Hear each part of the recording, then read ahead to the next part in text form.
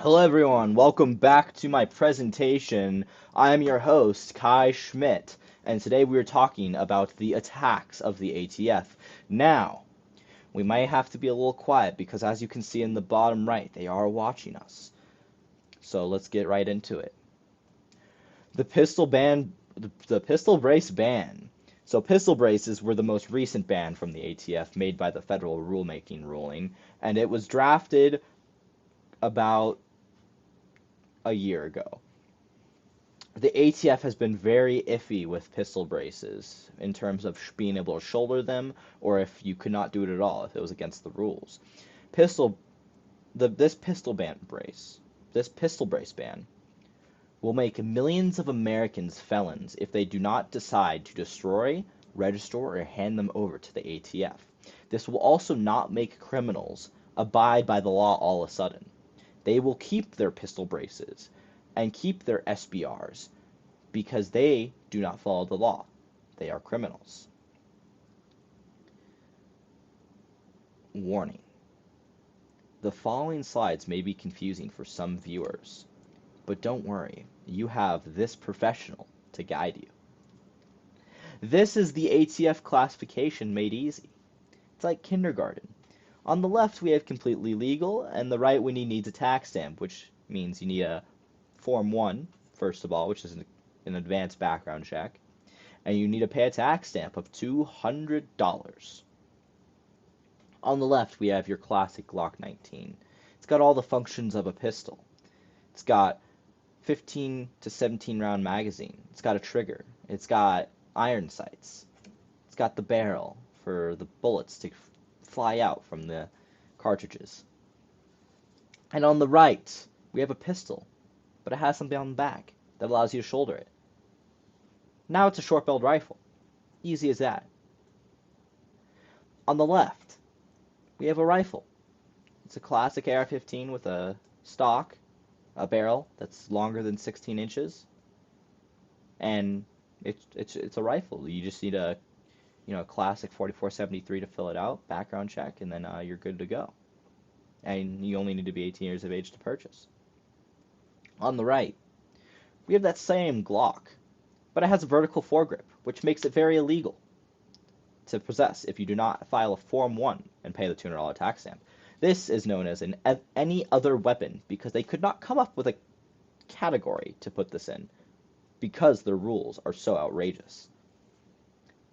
Now, below the rifle, we have a pistol because it has a pistol brace and a barrel under 16 inches. This is completely legal. This is now being changed with the pistol brace ban.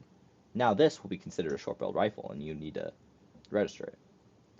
This, on the right, underneath the Glock 19 with a vertical grip, is any other weapon because it was a pistol when you put a pistol brace on it with a AR with a barrel under 16 inches, but now you put a vertical foregrip on it, so now it's another other weapon because they again cannot make up their mind about what it is.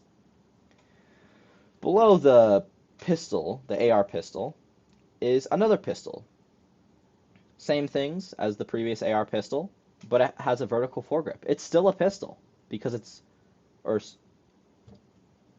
a vertical foregrip. It's a 45 degree. It's not going down, so you can't get a good grasp on it. And then finally, to the right, we have a short-barreled rifle, which has a stock and a barrel less than 16 inches. You need to file a Form 1 and pay a $200 tax stamp, and then you can legally own that. But as you can see, the ATF is not great for making clear, undefiable rules, which is blasphemy because they are a federal agency. Now we will talk about the 80% receiver ban. The 80% receivers were banned earlier this last year in 2022. You had 120 days to purchase these until they were banned from sale by numerous manufacturers because of President Biden. The 80% receiver ban will also not stop criminals, just like the pistol brace ban. It also takes away the right under the Second Amendment for Americans to make their own firearms to defend themselves. Also, the skill to fabricate the rest of an 80% receiver is beyond the scope of your average criminal. because it will require a mill, CNC machine, or drill press. And if you're using a drill press, you need much experience with fabricating things before you can make something that is reliable and won't blow up in your face the first time you use it. Warning, this will cause confusion if you are not educated in firearms. To most, these two things seem the same, but they are very far from being that. They are very different. On the left, we have a stripped AR-15 lower receiver. This one is a limited run by the Palmetto State Armory. For this, it has all of the functions for you to drop the lower parts kit into it and make it a functional firearm. But this itself is a firearm. You need to fill out a 4473, which is an FBI rated background check to make sure you are legally able to purchase this firearm. And also, if you buy this online, it needs to be shipped to an authorized federal firearms license holder and dealer so they can hold it as your background check goes through. On the right is an 80% AR-15 lower receiver. This is not a firearm in any means because it is missing not one, not two, but 3 holes that allow this to be put together.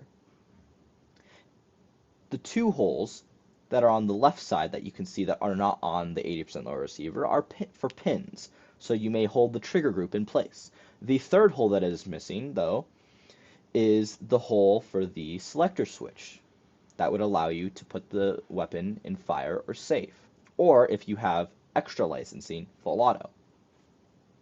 It is also missing the milled out portion of the top that allows you to put the trigger assembly in there and the hammer. This is rendered useless if you do not have the knowledge to mill it out properly. If you mess up and you mill too much or too little, either it will not fit together, or if you mill too much, the parts will be too loose, causing the gun to malfunction and possibly catastrophically fail. I hope I taught you something today about firearms, and I hope you have a great day. And I hope to make many more videos like this for your enjoyment. Thank you. The end. And also the ATF shoots dogs, so get your pooch some night vision goggles and a gun of their own so they can defend themselves.